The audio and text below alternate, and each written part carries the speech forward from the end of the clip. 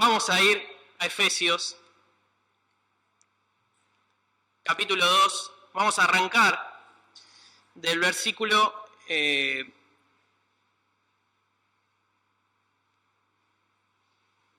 11. Nos toca a partir del 13, pero para darle un poquito de contexto y que ustedes relacionen y encuentren en su memoria todo lo que fuimos hablando sobre este pasaje. Efesios 2, 11. Por tanto, acordaos que en otro tiempo vosotros, los gentiles en cuanto a la carne, erais llamados incircuncisos por la llamada circuncisión hecha con mano en la carne. En aquel tiempo estabais sin Cristo, alejados de la ciudadanía de Israel y ajenos a los pactos de la promesa, sin esperanza, sin Dios en el mundo. Pero ahora en Cristo Jesús vosotros, en otro tiempo estabais lejos, habéis sido hechos cercanos por la sangre de Cristo. Porque Él es nuestra paz, que de ambos pueblos hizo uno, derribando la pared intermedia de separación, aboliendo en su carne las enemistades, la ley de los mandamientos expresados en ordenanzas, para crear en sí mismo de los dos uno solo y nuevo hombre, haciendo la paz. Y mediante la cruz reconciliar con Dios a ambos en un solo cuerpo, matando en ella las enemistades. Y vino y anunció las buenas nuevas de paz a vosotros que estabais lejos y a los que estaban cerca. Porque por medio de él los unos y los otros tenemos entrada por un mismo espíritu al Padre. Así que ya no sois extranjeros ni advenedizos, sino conciudadanos de los santos y miembros de la familia de Dios, edificados sobre el fundamento de los apóstoles y profetas, siendo la principal piedra del ángulo Jesucristo mismo, en quien todo el edificio bien coordinado va creciendo para ser un templo santo en el Señor, en quien vosotros también sois justamente edificados para morada de Dios en el Espíritu. El gran tema de Efesios 2 son las enemistades, ¿sí? Y las complicaciones que traen estas enemistades. Complicaciones para relacionarse, ¿sí? Y estas relaciones se pueden plantear en dos planos, ¿sí? Un plano vertical, que es la relación del hombre con Dios, y un plano horizontal, que es la relación de los hombres con los hombres, ¿sí? Toda la primera parte del capítulo 2 de Efesios, Pablo nos habla de la relación de Dios con el hombre. Esta es una relación totalmente rota por culpa del hombre, dice el versículo 3, entre los cuales también todos nosotros vivimos en otro tiempo en los deseos de nuestra carne, haciendo la voluntad de la carne y de los pensamientos, y éramos por naturaleza hijos de ira, lo mismo que los demás.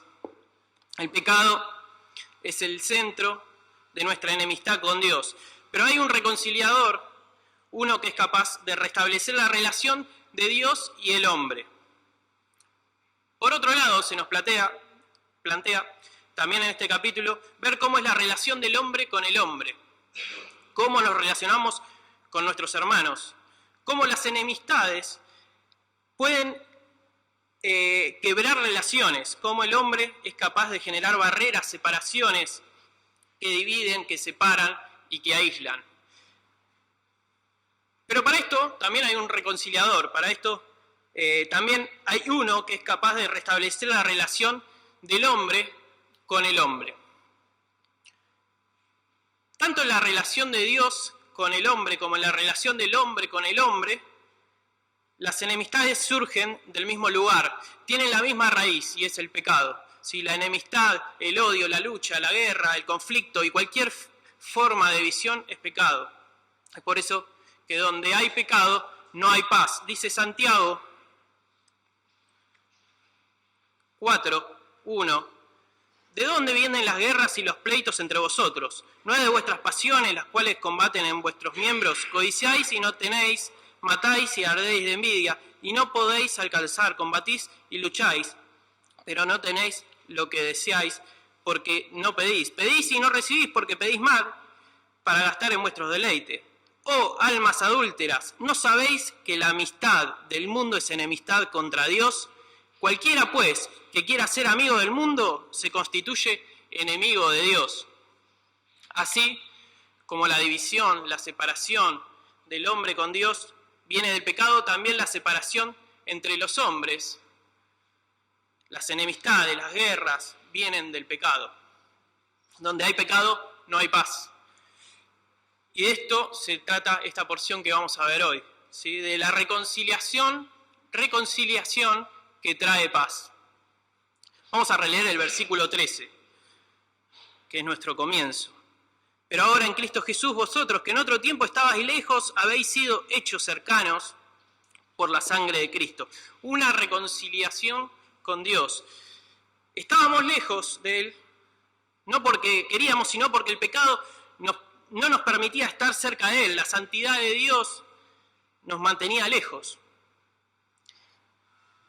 Y la razón por la que siempre hay armonía en Dios es que el pecado no existe en Él, ¿sí? La santidad produce armonía. Si estamos en Cristo, ya no estamos en el pecado, y solo así somos cercanos a Dios. El versículo 14 nos dice, porque Él es nuestra paz, que de ambos pueblos hizo uno, derribando la pared intermedia de separación. Él es nuestra paz, ¿sí? Vemos acá que hay dos bandos enfrentados, dos bandos divididos, dos bandos separados por el pecado. De un lado está Dios y su santidad y del otro lado el hombre y su maldad, ¿sí? La obtención de la paz nunca viene de la guerra. ¿Sí? La obtención de la paz no viene de la violencia, no viene de la exterminación del enemigo, sino que la obtención de la paz proviene de la reconciliación. Y de esto habla la paz. La paz habla de reconciliación, de convivir juntos y no de derrotar al otro, sino de romper la barrera que nos permite relacionarnos. En este caso está la relación entre Dios y el hombre, y en el medio esa barrera es el pecado. Dice ahí, derribando la pared intermedia de separación. Y esto hace alusión al templo de Israel, al templo que construyó Herodes el Grande, ¿sí? El edificio del templo estaba construido sobre una plataforma elevada. Alrededor del templo estaba el patio de los sacerdotes.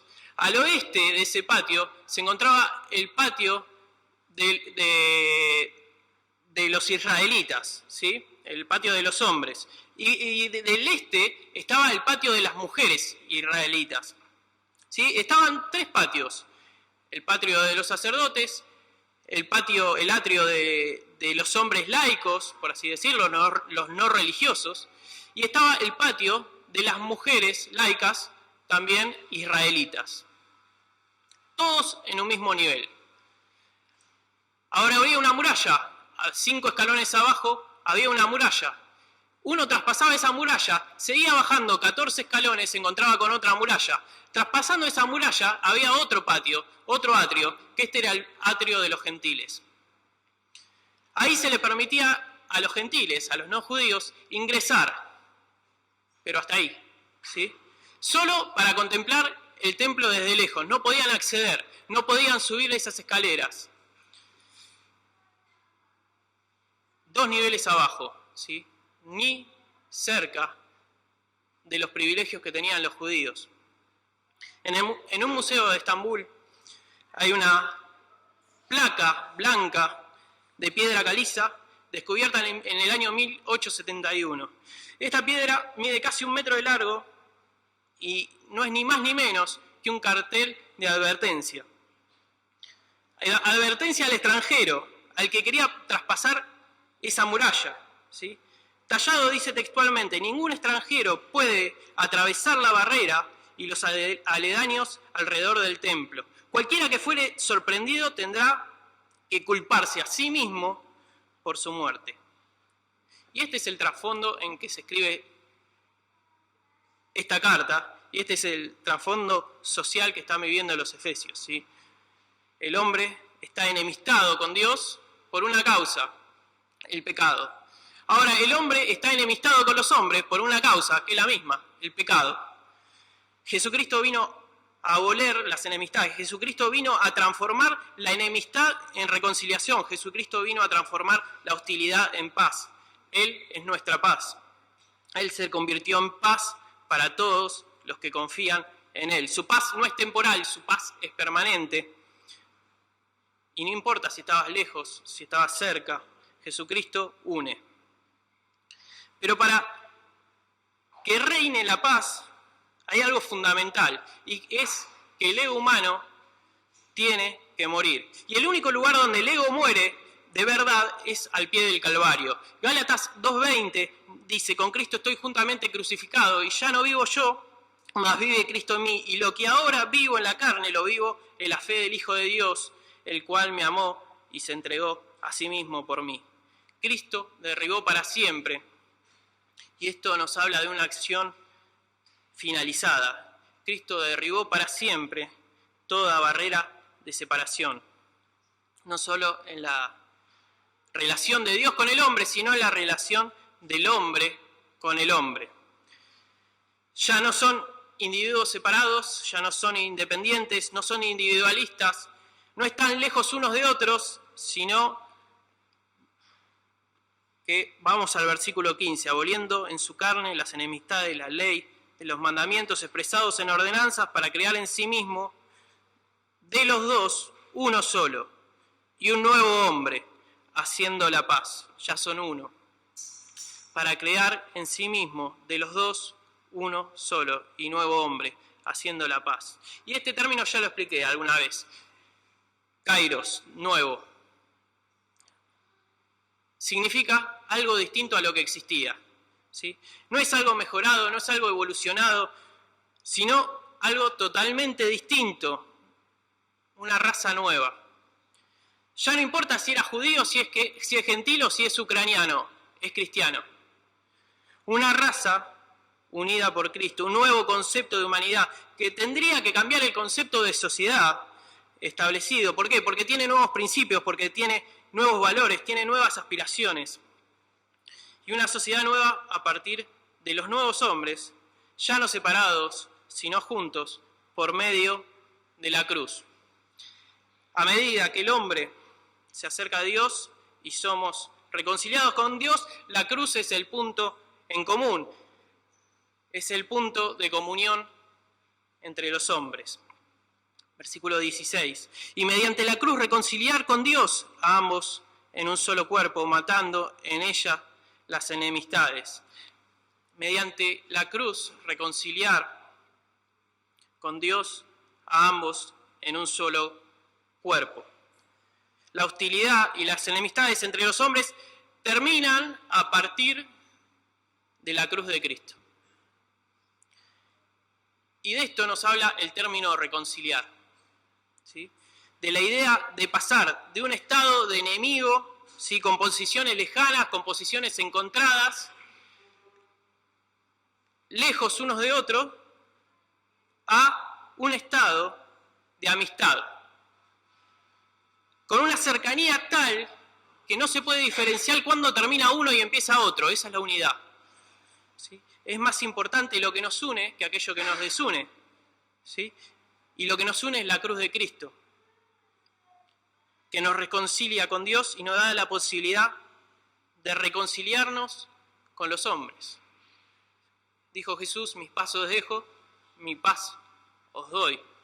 También dijo Jesús: estas cosas he hablado para que en mí tengáis paz. Hay un pasaje que se podría decir paralelo, pero no es paralelo, en Colosenses 1:20, que es muy similar el concepto a lo que estamos viendo en Efesios. Dice: por medio de Él, por medio de Jesucristo, reconciliar consigo todas las cosas, así las que están en la tierra como las que están en los cielos, haciendo la paz mediante la sangre de su cruz. Una nueva posición que nos provee de nuevos accesos, ¿sí? Tenemos las credenciales necesarias para acceder y para llegar al Padre. Sigue diciendo el versículo 18: porque por medio de Él, los unos y los otros, tenemos entrada por un mismo Espíritu al Padre. A mediados de año leí un artículo que me llamó la atención, que se llamaba Pasaportes Poderosos, y armaba un ranking de los pasaportes más poderosos, para ellos significaba que tenían más acceso a distintos países sin visado y sin nada. ¿Sí? En el primer lugar estaba compartido entre Singapur y Japón, que tenían acceso a 189 países de entrada libremente. Nosotros estábamos en el puesto 17 o por ahí, ¿sí? Con bastante menos. Pero le ganábamos a bastantes, Estábamos bien posicionados, ¿sí? Pero los japoneses y los de Singapur se pueden jactar de que tienen el pasaporte más poderoso del mundo. Bueno, nosotros tenemos el pasaporte que nos permite llegar a Dios libremente, sin visados, sin impuestos, sin ningún tipo de restricción. Este pasaporte nos aporta o nos otorga una nueva nacionalidad. Y sigue diciendo el versículo 19, así que ya no sois ni extranjeros ni advenedizos, sino conciudadanos de los santos, miembros de la familia de Dios. Este pasaporte marca una nueva identidad. ¿Cuál es esta nueva identidad? Cristiano. ¿Sí? ¿Y cuál es nuestra nueva nacionalidad? La familia de Dios. Filipenses 3:20, un texto también conocido por todos nosotros, y más de uno lo debe estar pensando ahora, dice, mas nuestra ciudadanía está en los cielos, de donde también esperamos al Salvador, el Señor Jesucristo. Personas nuevas, con nueva identidad, con nueva ciudadanía, que generan una sociedad nueva, que conviven y coexisten en un mismo ámbito, que es ni más ni menos que la iglesia. Seguimos leyendo, versículo 20. Edificados sobre el fundamento de los apóstoles y profetas, siendo la principal piedra del ángulo Jesucristo mismo, en quien todo el edificio bien coordinado va creciendo para ser un templo santo en el Señor, en quien vosotros también sois juntamente edificados para morada de Dios en el Espíritu. Lo primero es lo primero, y lo primero es el fundamento, y nada es más importante que un buen fundamento. Jesús en el Sermón del Monte nos habla de dos casas, ¿sí? Una casa construida en la arena y una casa construida en la roca. La que perdura es la que está construida con cimientos firmes e inamovibles. Pase lo que pase, se mantiene en pie, se mantiene estable. Ahora, la pregunta es, ¿cuál es el fundamento para la edificación de la iglesia? Y ahí Pablo lo escribe o lo dicta, ¿sí? El fundamento es el fundamento de los apóstoles y los profetas, siendo Cristo Jesús la piedra del ángulo. Cuando habla de apóstoles y profetas, los apóstoles y profetas en esa época tenían un rol de enseñanza, ¿sí? Queda claro entonces que lo que constituye el fundamento de la iglesia no son las personas y sus cargos, sino las instrucciones y la enseñanza de la palabra de Dios. No hay una iglesia que crezca a los ojos de Dios si no hay enseñanza, si no hay instrucción de la palabra, si no se predica fielmente la palabra de Dios. Puede ser una iglesia que crezca en número de miembros, ¿sí? Pero si no se fundamenta adecuadamente, a los ojos de Dios es una iglesia muerta, una iglesia que en cualquier momento está al borde del colapso. Todo tiene que estar sostenido por la instrucción y por la enseñanza. Sigue diciendo donde la principal piedra de este fundamento es la piedra del ángulo, que es Jesucristo. En esa época, para las construcciones de esa época, la piedra del ángulo era una parte sumamente importante, la más importante de la estructura, ¿sí? Porque, bueno, no le voy a explicar por qué, pero créame, era importante. No, porque lo iba a decir y me arrepentí. No van a entender, era importante. Debía tener la resistencia para soportarlo todo. Era indispensable que se le colocara en la posición precisa, porque todas las demás partes de la estructura, ¿sí?, se orientaban hacia ese lugar. Y podemos encontrar tres características de esta piedra angular que nos podemos llevar a casa, ¿sí?, sin entender nada de estructuras, ¿sí? Primero, que la piedra angular soportaba, ¿sí? Era la piedra que más soportaba en toda la edificación. Una piedra fuerte, una piedra que soporta todo el peso de la edificación. El segundo aspecto nos habla de orientación, ¿sí? Porque marcaba las líneas de la edificación, las líneas que la edificación iba a crecer, ¿sí? Y en tercer aspecto nos habla de unificación, ¿sí? Esa piedra angular unía las partes de la estructura para que todas trabajaran como una, ¿sí? Entonces soportaba todo, ¿sí? Marcaba la orientación y unificaba todo.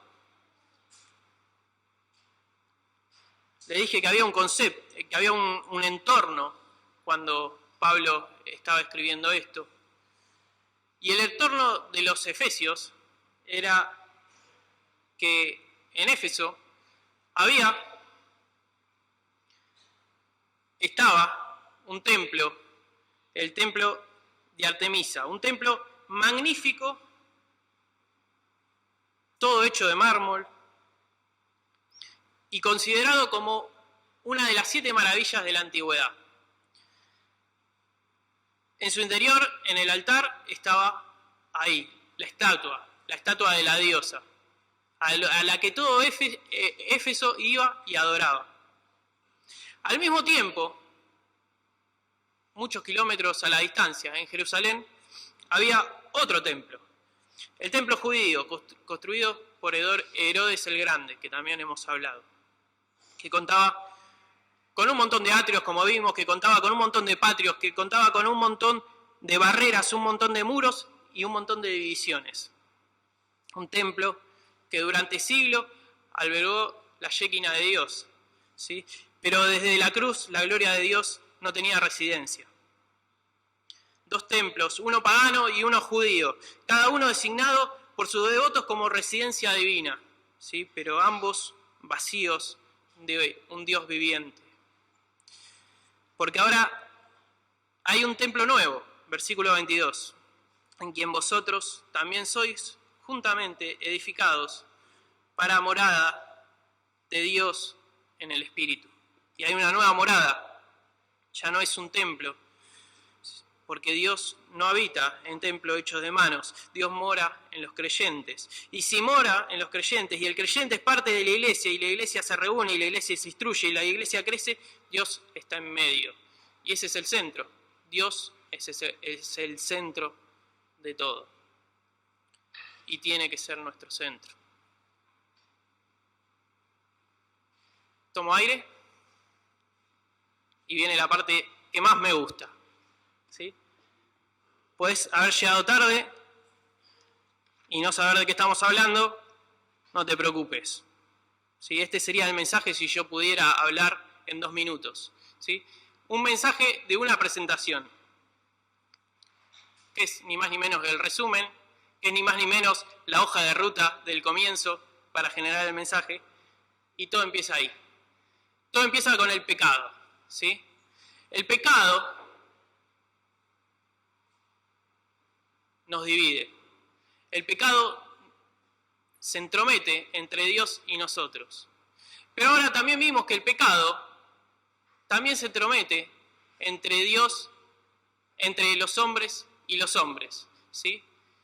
El pecado genera enemistad con Dios y con el hombre, pero también el pecado genera enemistad entre el hombre y el hombre. Para todo esto vino Cristo, murió en una cruz, ¿sí? ¿Para qué? Para reconciliar nuestra relación perdida con Dios, y para reconciliar nuestra relación con nuestros hermanos, la relación hombre-hombre. Solo Cristo puede reconciliarnos con Dios, pero también solo Cristo puede reconciliarnos con los hombres.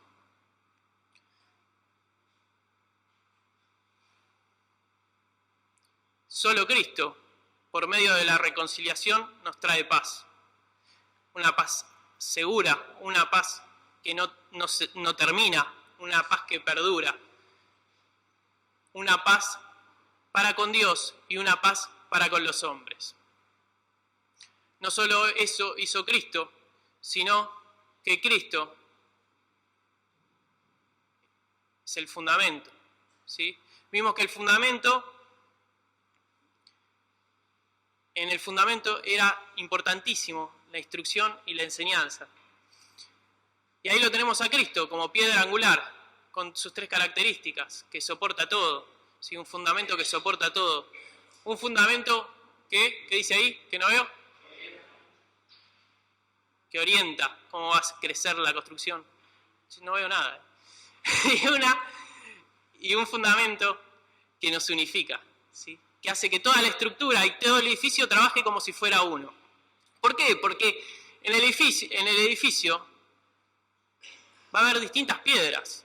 En el edificio va a haber distintos componentes, ¿sí? En el edificio va a ir creciendo en forma de que muchas cosas distintas puedan llegar a ser uno, ¿sí? Y pueda trabajar como lo que es un edificio, en unidad.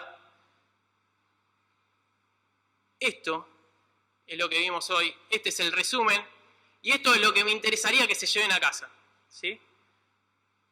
Todo parte